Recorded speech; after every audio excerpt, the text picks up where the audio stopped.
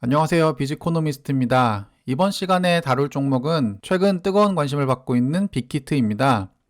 빅히트의 최근 주가 차트를 보시면요.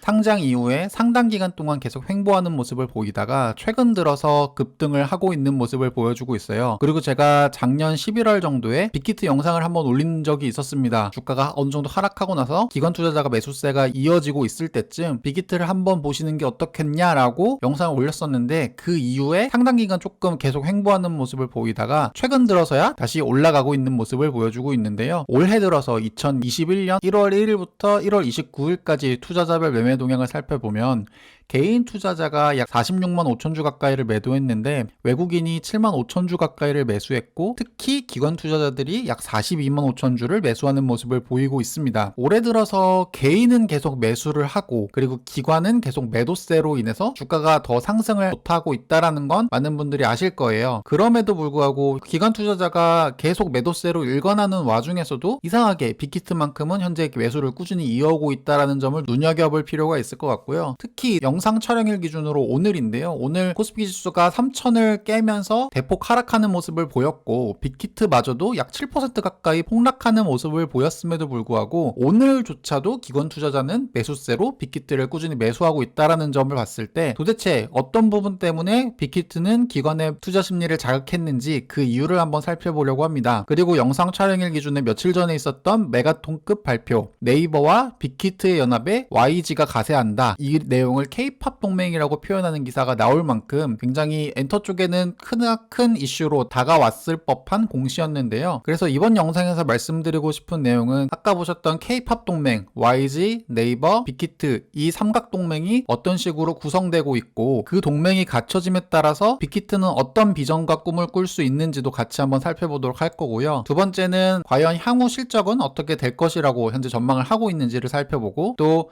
애널리스트들이 생각하는 빅히트의 목표 주가를 알아보면서 마지막으로 제 개인적인 빅히트에 대한 투자 의견도 말씀드려 보도록 하겠습니다. 이 네 가지를 다 다뤄보려 합니다. 궁금하신 분들은 이번 영상 끝까지 시청해 주시면 대단히 감사하겠습니다. 자, 그럼 오늘도 지금부터 시작하겠습니다.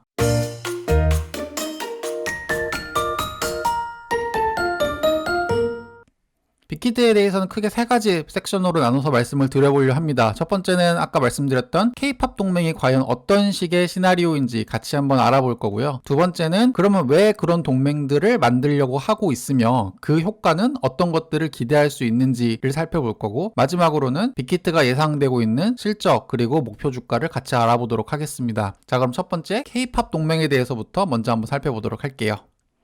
우리가 흔히 엔터 빅4라고 표현하는 4대 연예기획사의 3분기 영업이익을 한번 비교해보면요. SM엔터테인먼트가 적자를 기록했습니다. 약 97억 원의 적자, 그리고 JYP가 111억 원의 흑자, YG엔터테인먼트가 32억의 흑자를 냈는데 빅히트가 3분기 기준으로 401억의 영업이익을 냈습니다. 이와 같은 평가는 시가총액에도 고스란히 반영이 됩니다. 현재 엔터 빅4의 시가총액 1월 29일 기준인데요.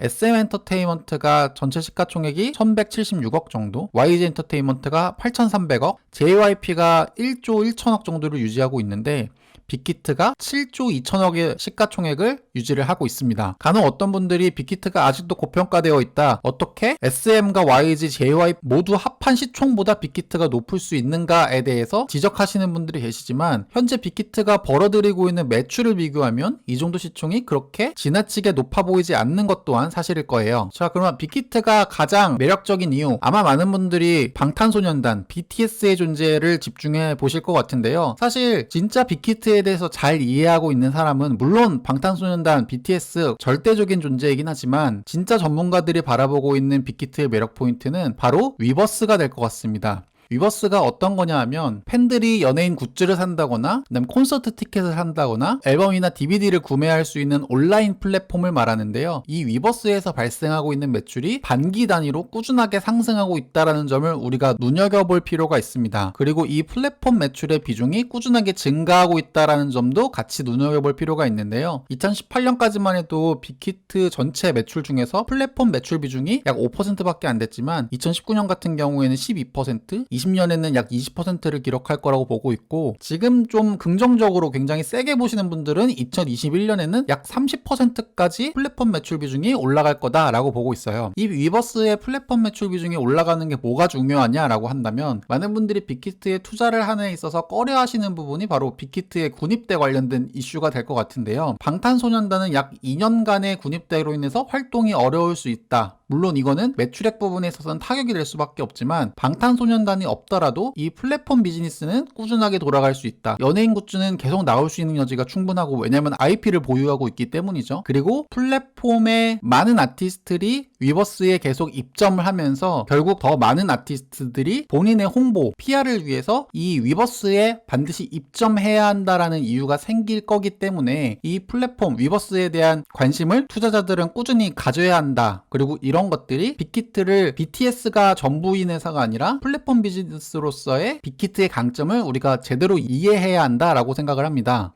현재 위버스의 입점 아티스트 현황을 살펴보면 BTS라든지 세븐틴, 걸프렌드 같은 빅히트 계열 소속사들은 당연히 있을 뿐더러 선미, 그다음에 CL, 헨리, 드림캐쳐 등 빅히트 소속이 아닌 외부 아티스트들의 위버스 입점이 꾸준하게 늘어나고 있다는 점이고요. 만약에 여러분들이 신인 아이돌을 기획한다라고 했을 때 빅히트 입점을 통해서 여기에 만약에 신인 가수들이 올라간다면 아무래도 직간접적인 홍보 효과를 누릴 수 있다는 점에서 위버스는 여러모로 잠재력이 많은 플랫폼 임에는 분명한 것 같습니다. 마치 여러분들이 카카오톡을 사용하기 위해서는 카카오의 계정을 가입해야 하듯, 그리고 네이버 카페를 이용하기 위해서는 네이버에 가입해야 하듯, 결국 빅히트 역시도 네이버, 카카오와 같은 플랫폼 비즈니스를 영위하는 사업자다라고 우리가 볼 수 있는데요. 그 이유에서 이러한 기사들이 나오는 거죠. 빅히트는 자신들의 경쟁사는 SM이 아니라 네이버다라고 자신있게 얘기할 수 있는 근거가 바로 이 플랫폼 비즈니스에 있다라고 볼 수 있습니다. 자, 그러면 우리가 알고 싶은 과연 네이버 빅히트 연합에 YG가 가세했다라고 하는 이 K-팝 동맹은 어떤 내용인지 이제부터 한번 살펴보도록 할게요. YG의 지배구조를 살펴보시면요, 기존에는 YG 엔터테인먼트가 자회사인 YG 플러스를 소유하는 형태였다면, 여기에 빅히트와 빅히트의 자회사인 위버스가 지분 투자를 하는 방식으로 YG 자회사에 빅히트가 투자를 했다라고 볼 수 있는 게 첫 번째고, 그 다음에 두 번째, 빅히트 지배구조 내에서 살펴보면 아까 보셨던 빅히트가 YG 플러스에 투자하는 거 외에 바로 위버스에 네이버가 직접 투자를 하게 됩니다. 즉 쉽게 말하면 빅히트는 YG에 투자하고 네이버는 빅히트에 투자하는 형태가 된다라고 보는데요. 정리해서 말씀드리면 빅히트는 YG 플러스에 700억 원을 투자하면서 2대 주주가 되었고, 바로 이 내용이죠. 그리고 위버스 컴퍼니는 네이버에 대해서 최종적으로 3,548억의 유상증자를 결정하면서 빅히트 51에 네이버 49%의 지분 구조가 되었습니다. 그리고 이 유증받은 자금으로 네이버의 팬 커뮤니티 서비스 플랫폼인 V라이브 사업을 약 2천억 원의 영업 인수를 합니다. 즉 쉽게 말해서 빅히트 입장에서는 네이버에게 3,548억의 자금을 받았죠. 투자를 받았고, 그리고 그 돈 중에 2천억 정도를 사용해서 네이버의 자회사인 V라이브 사업을 인수하는 데 썼다라고 볼 수 있습니다. 즉 빅히트 입장에서는 YG 플러스에 700억 원을 투자했음에도 불구하고 최종적으로는 현금이 약 850억 정도가 남은 상태가 된다라고 볼 수 있는 거죠.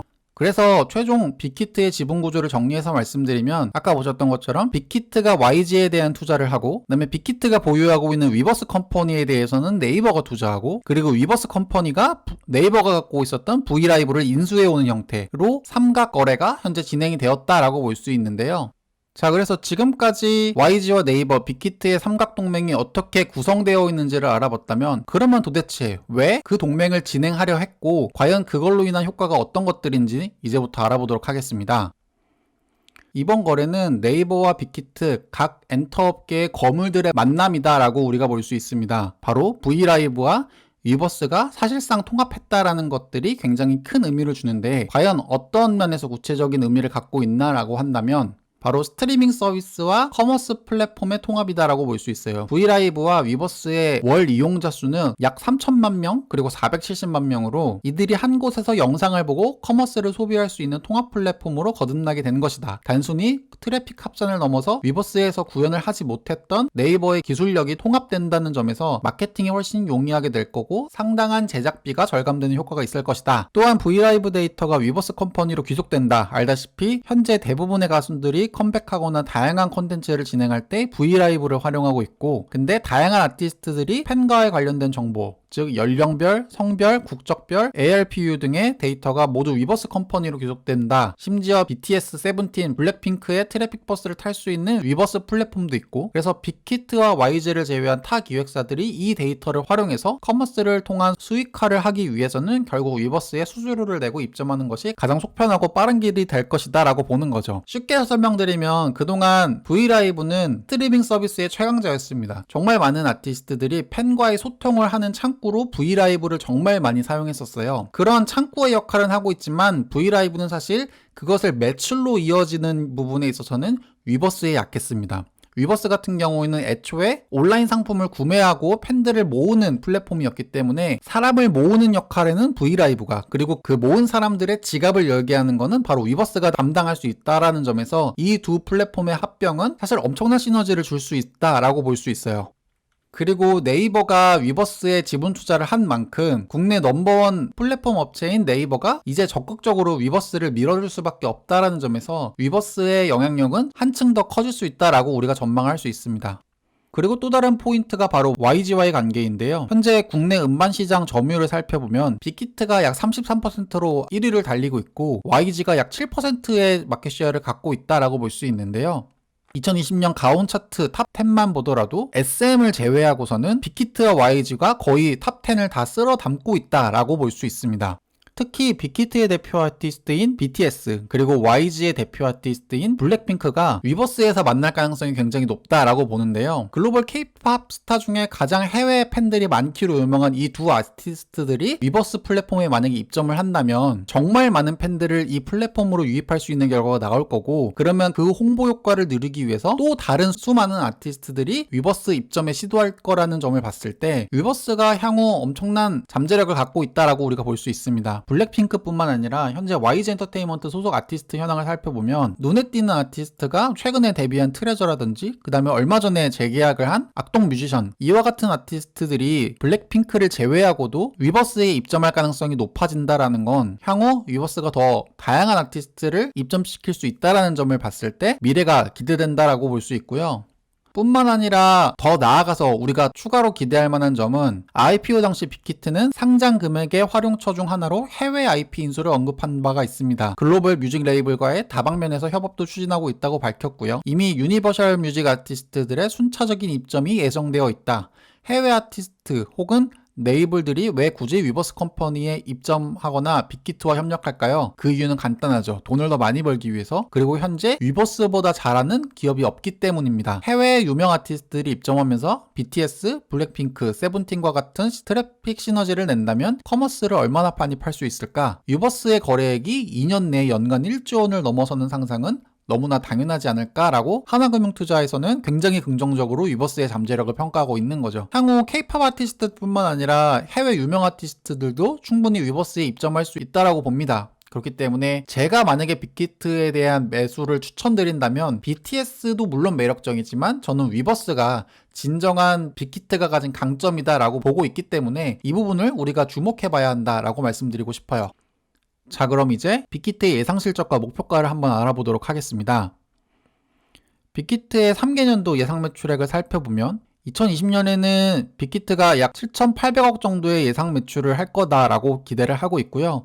올해 같은 경우에는 1조 4천억으로 전년 대비 무려 2배 가까운 성장을 할 거다라고 기대를 하고 있습니다. 그리고 2022년 내년 같은 경우에는 1조 8천억으로 굉장히 매출액이 폭발적으로 성장할 거다라고 보고 있는데요.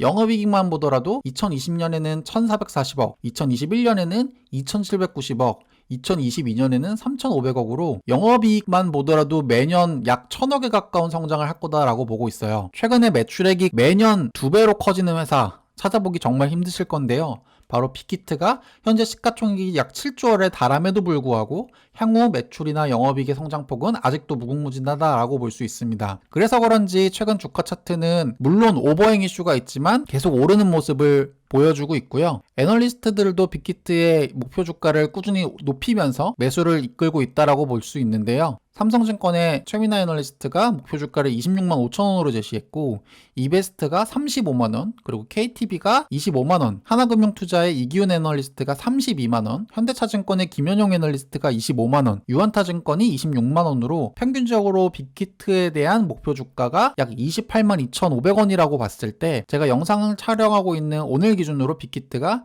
20만 4,500원입니다. 그래서 오늘 기준으로 매수한다면 약 상승 여력이 40% 정도 남아있다라고 볼 수 있습니다. 자, 이번 시간 빅히트와 YG 그리고 네이버 이 삼각동맹이 어떻게 진행되고 있는지를 알아봤고요. 그 결과 빅히트의 위버스는 향후 아티스트들이 반드시 입점해야 하는 매력적인 플랫폼으로 성장할 수 있다라는 점에서 빅히트에 대한 투자는 긍정적이다라고 볼 수 있고요. 그런 것들이 반영된 목표 주가가 현재 기준으로도 약 40%의 상승폭이 남아있다라고 전망을 하고 있다라는 것도 우리가 같이 확인해 볼 수 있었습니다. 이번 시간 여기까지입니다. 시청해 주셔서 대단히 감사합니다.